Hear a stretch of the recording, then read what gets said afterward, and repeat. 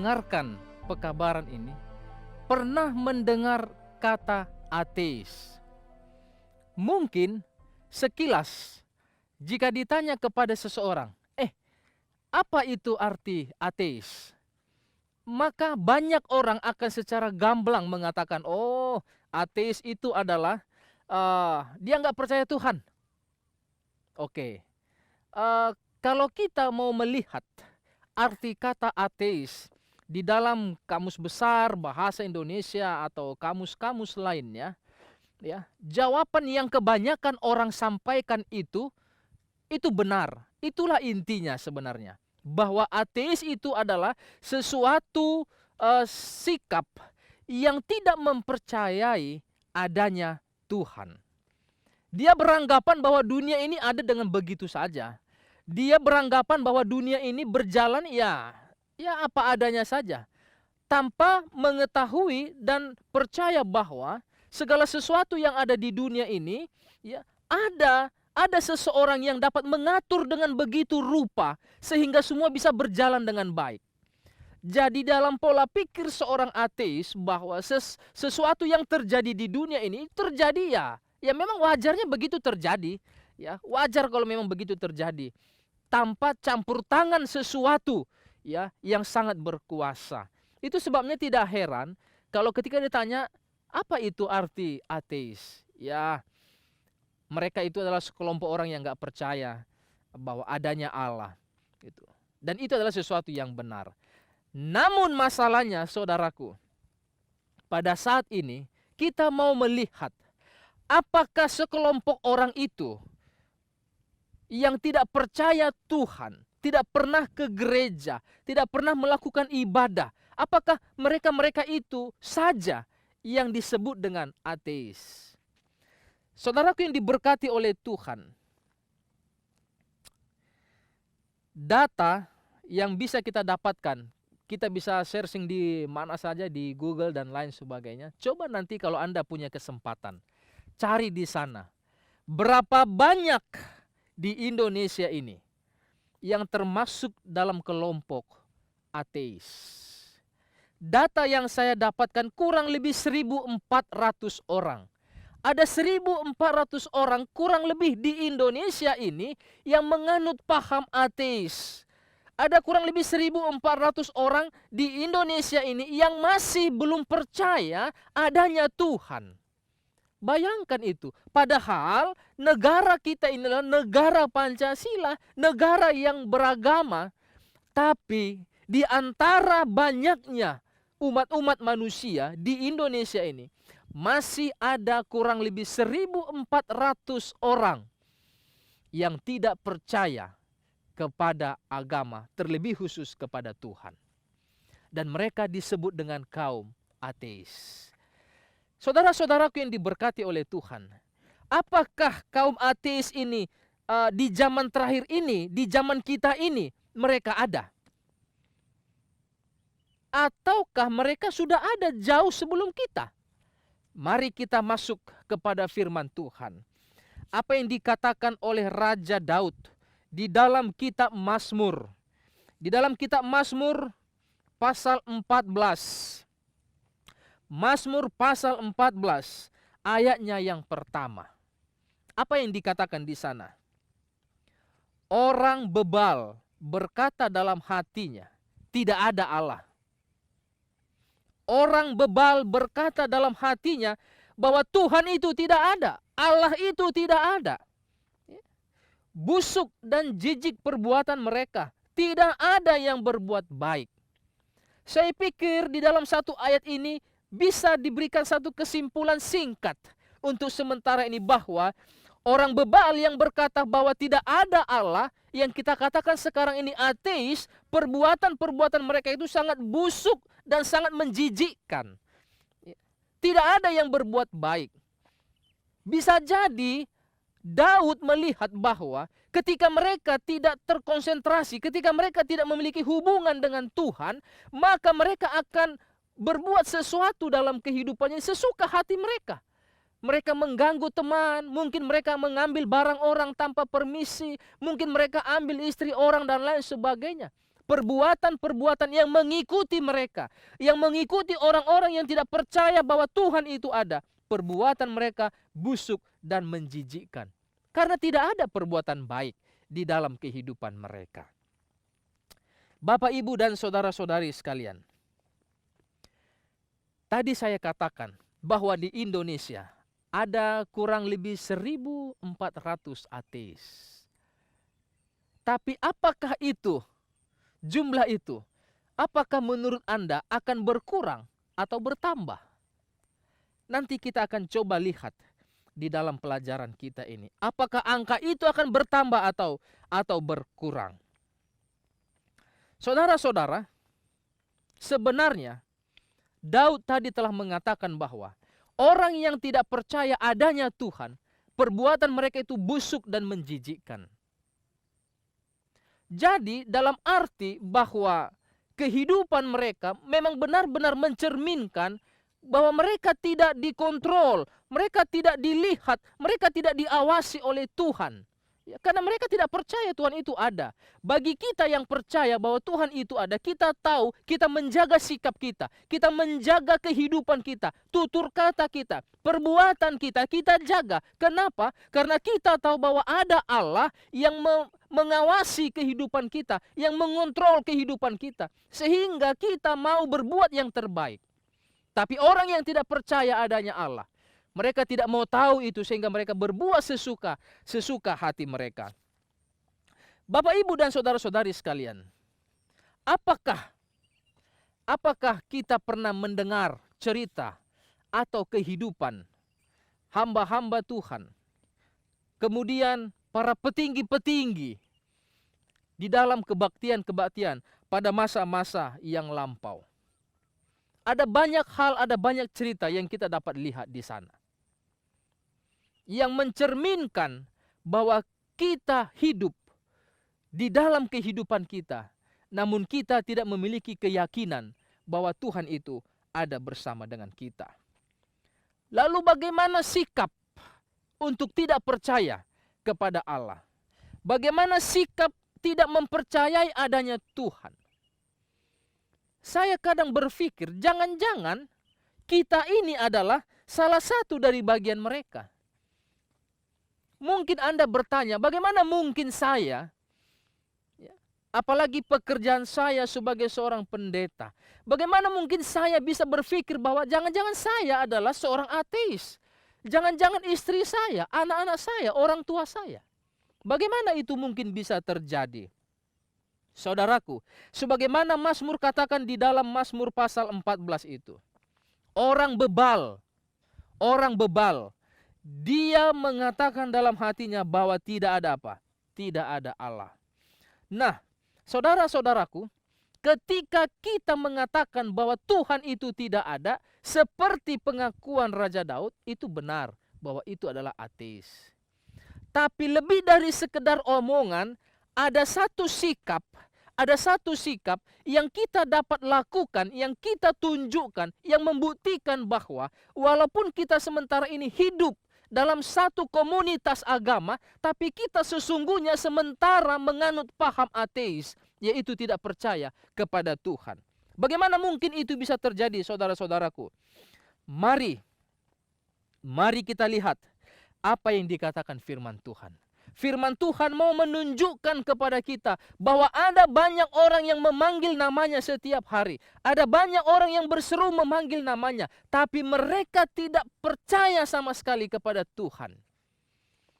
Dan bagi saya, ini termasuk golongan-golongan ateis. Mari kita lihat di dalam Matius pasal 7 ayat 21. Mari kita buka Alkitab kita. Matius pasal 7 ayat 21. Apa dikatakan di sana? Firman Tuhan berkata, bukan setiap orang yang berseru kepadaku Tuhan, Tuhan akan masuk ke dalam kerajaan sorga, melainkan dia yang melakukan kehendak Bapa-Ku yang di sorga. Saudaraku, apa yang dikatakan firman Tuhan kepada kita? Tidak setiap orang yang berseru memanggil nama Tuhan, Tuhan, Tuhan, akan masuk ke dalam kerajaan sorga. Tapi mereka yang melakukan kehendak Bapa-Ku lah yang masuk ke dalam kerajaan sorga. Saudara-saudara, itu yang saya katakan tadi di awal. Saya berpikir, jangan-jangan saya pendeta. Jangan-jangan istri saya dan anak-anak saya adalah keluarga pendeta. Tapi kami ini adalah seorang yang ateis. Sehingga tidak heran kalau banyak orang mengatakan bahwa kita ini adalah Kristen ateis. Kita adalah Kristen. Kristen yang pengambilan kata Kristen itu diambil dari nama Kristus. Kristus pengikutnya disebut dengan Kristen. Tapi bagaimana mungkin kita seorang Kristen, tapi perilaku kita menunjukkan bahwa kita tidak percaya kepada Dia. Alkitab mencatat bahwa tidak setiap orang yang berseru memanggil namaku Tuhan, Tuhan akan masuk ke dalam kerajaan sorga. Tetapi siapa yang masuk dalam kerajaan sorga adalah dia yang melakukan kehendak Bapa-Ku.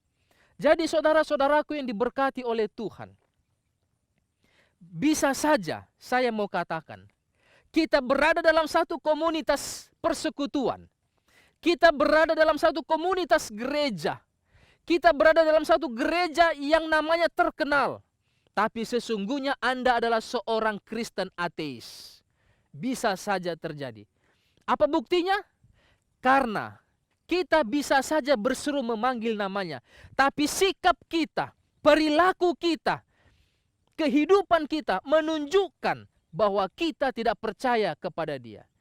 Itu yang Yesus katakan, mengapa Dia sebutkan tidak setiap orang berseru kepadaku Tuhan, Tuhan akan masuk ke dalam kerajaan sorga. Banyak orang yang memanggil nama Bapa, banyak orang yang memanggil nama Allah, banyak yang memanggil nama Yesus, tapi mereka tidak menunjukkan bahwa mereka benar-benar mengasihi Yesus. Mereka memanggil nama Bapa, tapi mereka tidak mau berlaku sebagai seorang anak kepada Bapa.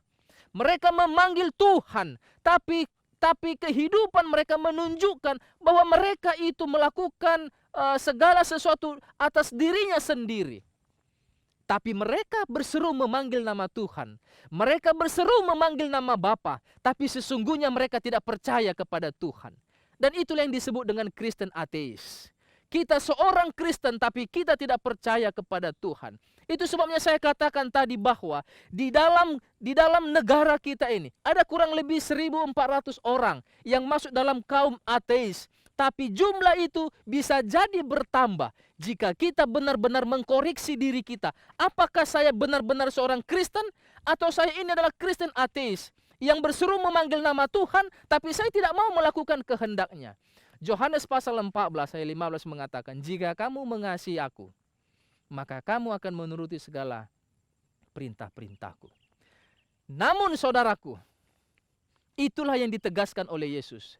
Jika kita mengasihi Dia, jadi kalau kita mengasihi Yesus, kita berseru memanggil namanya, lakukan apa yang Dia minta. Tapi masalahnya adalah banyak orang yang memanggil nama Yesus, banyak orang yang berseru memanggil namanya, tapi mereka tidak mau melakukan perintah-perintahnya. Mereka tidak mau mengikuti ajaran-ajarannya. Mereka tidak mau menuruti apa yang telah diaturkan dalam kehidupan ini. Tapi mereka menyebut diri mereka Kristen, yaitu pengikut Kristus. Saudaraku yang diberkati oleh Tuhan, bagaimana caranya agar kita tidak terjebak, ya, agar kita tidak terjebak di dalam satu kalimat Kristen ateis?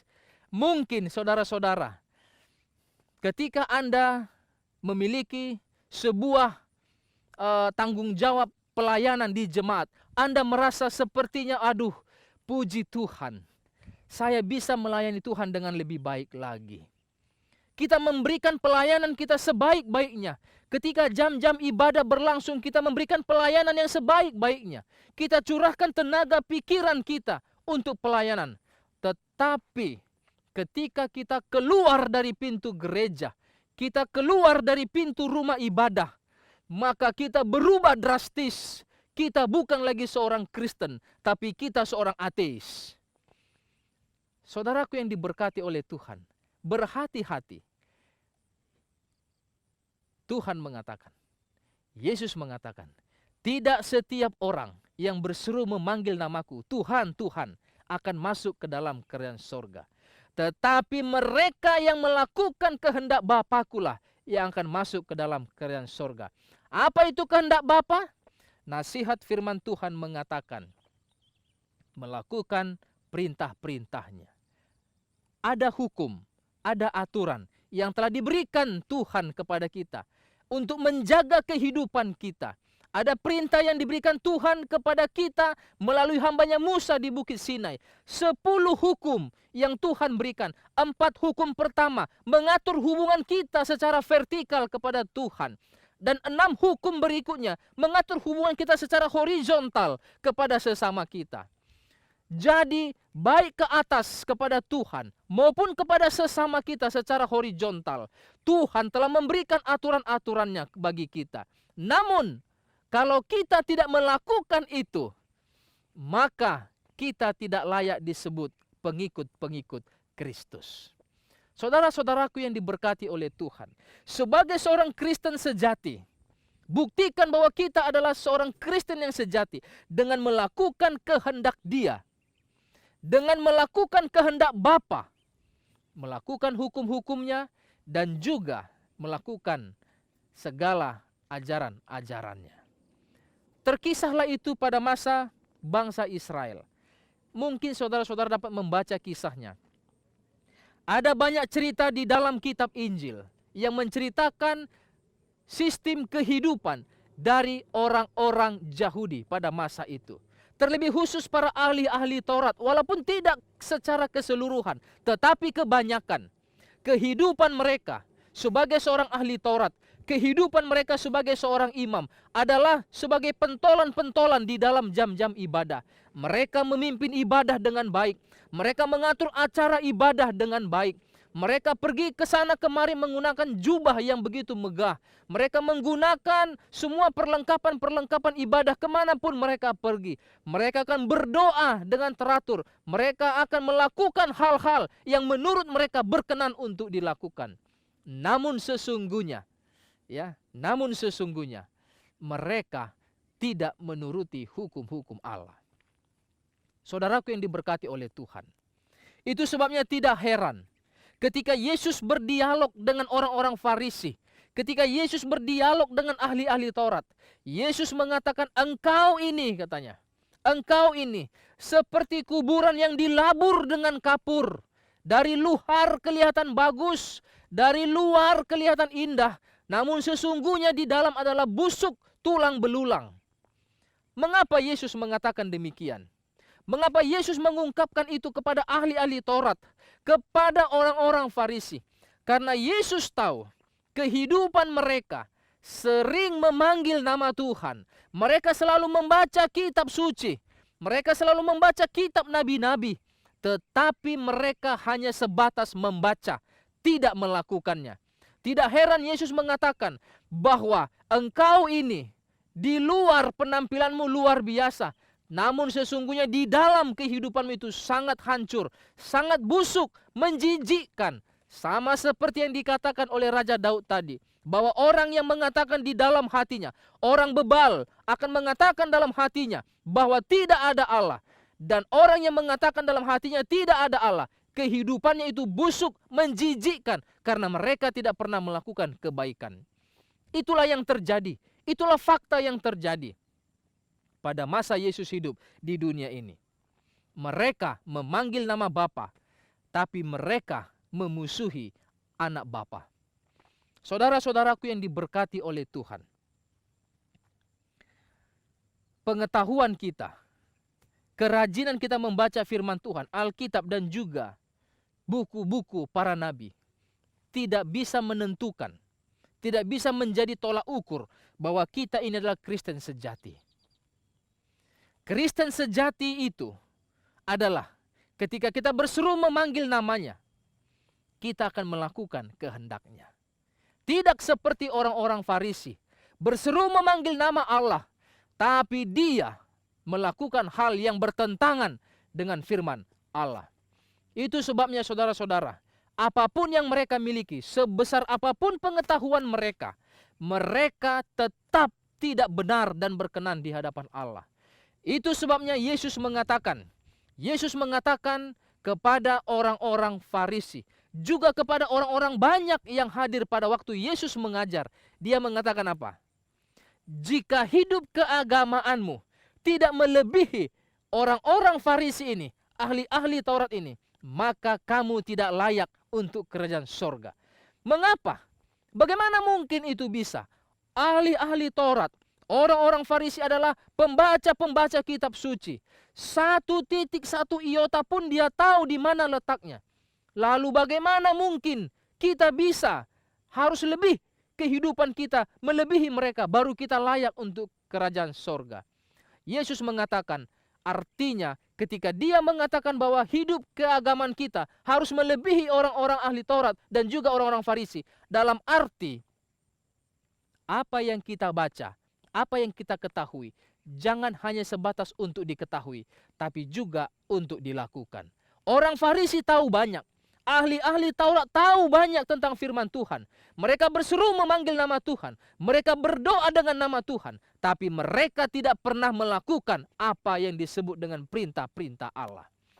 Saudaraku yang diberkati oleh Tuhan, bagaimana agar kita menunjukkan bahwa kita memiliki satu keyakinan percaya kepada Allah? Kita harus mendekatkan diri kepadanya. Sebagai seorang sahabat, kita tentu memiliki hubungan yang baik. Bangun komunikasi yang baik kepada Tuhan. Tidak hanya berseru memanggil namanya, tapi lakukan apa yang dikehendakinya. Sebagai seorang sepasang kekasih, mengapa saya menuruti perkataan pasangan saya? Karena saya mengasihi dia, karena saya mencintai dia. Kalau kita benar-benar mencintai Yesus, kalau kita benar-benar mencintai Tuhan kita, maka lakukan apa yang dia perintahkan, lakukan apa yang dia minta. Itulah bukti dari kecintaan kita kepadanya. Dan kecintaan kita kepadanya itu bisa terlihat dari bagaimana kehidupan kita sehari-hari dengan dia. Namanya cinta. Maka kita akan selalu membangun komunikasi yang baik dengan dia. Senantiasa dekat, dekat, dan dekat. Setiap hari bangun komunikasi. Raja Daud mengatakan, 7 kali sehari aku berseru memanggil namamu. Daud membangun hubungan yang baik dengan Tuhan. 7 kali sehari dia berseru memanggil nama Tuhan. Sebagai bukti bahwa dia mengasihi Tuhan. Lalu bagaimana dengan Daniel? Daniel juga 3 kali sehari dia berdoa memanggil nama Tuhan. Untuk membangun hubungan yang baik dengan Tuhan. Untuk bisa mengenal Tuhan dengan lebih baik lagi. Daud berdoa 7 kali sehari. Daniel berdoa 3 kali sehari. Hanya untuk membangun hubungan yang baik dengan Tuhan. Yesus pun ketika dia di dunia ini, dia berdoa pada pagi dan petang. Dia berdoa setiap saat untuk membangun hubungan yang baik dengan Bapanya di sorga. Untuk membuktikan bahwa dia percaya dan dia melakukan dengan baik. Saudara-saudaraku yang diberkati oleh Tuhan. Carilah dia. Raja Daud mengatakan dalam Mazmur pasal 9 ayat 11. Carilah dia dan kenalilah dia. Cari Tuhan dan kenalilah dia. Supaya kita bisa mengerti dan kita bisa mengetahui siapa dia sesungguhnya. Itu sebabnya mengapa begitu penting untuk kita mengetahui sejauh mana hubungan kita dengan Tuhan. Ya, jadi dari cara kita memanggil seseorang, kita mengetahui sedekat apa kita dengan dia. Ya, kalau kita bertemu dengan seseorang yang masih belum terlalu lama bertemu, mungkin kita memanggilnya dengan agak sedikit sungkan. Dari mana om, atau bapak, atau saudara, dan lain sebagainya. Namun kalau itu adalah sahabat lama kita, sahabat karib kita, maka kita akan memiliki panggilan yang sangat familiar, panggilan yang sangat biasa. Bro, kamu dari mana aja? Udah berapa hari kita nggak ketemu, dan lain sebagainya. Ya, jadi cara kita memanggil seseorang dapat diketahui sedekat apa kita dengan dia. Nah, saudaraku yang diberkati Tuhan, sedekat apa kita kepada Tuhan itu dapat diketahui dari cara memanggil kita memanggil namanya. Ya, apakah kita sering memanggil namanya? Kalau kita sering memanggil namanya, maka kita bisa dipastikan kita sangat dekat dengan Tuhan. Namun mau dipastikan bahwa tidak cukup hanya sekedar dekat. Dekat dan intim. Sebagai seseorang yang saling mengasihi. kita akan dekat dan intim satu dengan yang lain. Sehingga apapun yang diminta, kita akan berikan. Apapun yang dikatakan, kita akan lakukan. Itulah arti seseorang yang sangat dekat sekali dengan kehidupan kita. Jadi, ketika Yesus mengatakan bahwa kita tidak semua masuk ke dalam kerajaan sorga, itu artinya saudara-saudara, dari perbuatan kita masih ada yang membuktikan, menunjukkan bahwa kita bukanlah seorang Kristen yang sejati. Firman Tuhan mengatakan kepada kita di dalam Matius pasal 7 ayat 21 tadi, bahwa tidak setiap orang yang berseru memanggil namaku, Tuhan, Tuhan, akan masuk ke dalam kerajaan sorga. Tetapi mereka yang melakukan kehendak Bapa-Ku lah yang akan masuk ke dalam kerajaan sorga. Jadi, apakah Anda seorang Kristen sejati atau seorang Kristen ateis? Itu dapat terlihat sedekat apa Anda dengan Tuhan. Dan itu dapat terlihat dari cara Anda memanggil namanya. Yakinkan dirimu bahwa engkau dekat dengan Tuhan dan ikuti Dia sepanjang umur kehidupanmu. Percaya kepadanya secara total dan engkau akan diberkati sepanjang umur kehidupanmu. Tuhan memberkati kita. Mari kita sama-sama berdoa. Bapa kami yang di sorga, terpujilah namamu. Firman-Mu memberitahukan kepada kami bahwa tidak setiap orang yang berseru memanggil namamu, Tuhan, Tuhan, akan masuk ke dalam kerajaan sorga. Tetapi mereka yang melakukan kehendak Bapa lah yang akan masuk ke dalam kerajaan sorga. Bantu kami Tuhan, tolong kami Tuhan, untuk kami boleh berseru memanggil namamu dan melakukan kehendak-Mu dengan begitu baik, agar kami dari perlakuan kami, tutur kata kami menunjukkan bahwa kami adalah benar-benar umat-umat Tuhan yang memiliki iman dan pengharapan. Jangan jadikan kami menjadi seorang Kristen ateis, tapi jadikan kami menjadi seorang Kristen sejati, Kristen yang benar-benar memahami akan kasih Tuhan dan menuruti kehendak-Mu dengan sekuat tenaga kami. Diberkatilah umat